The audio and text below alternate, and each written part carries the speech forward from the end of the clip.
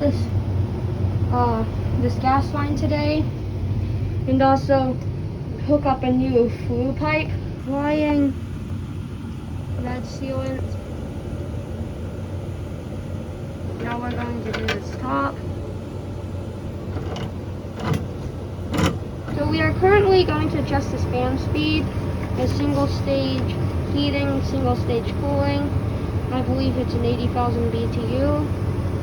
So this blower is probably on a too high of a speed because I'm not sure if you could hear that, but there's a lot of air coming out of there. You can see how the blower is on a high speed from the drain pan, shooting air out of it at the vent part, and also the fact that this static pressure, I think it's the difference, is 0.92. Fan speed is about where it needs to be right now.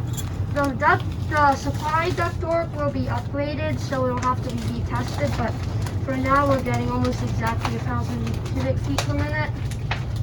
So that will help this unit run basically as efficient as it can.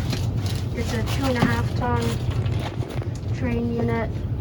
So that's fan speed checking done. Next is changing the thermostat because the customer wants a different thermostat. I have a Discord server, link is in the description.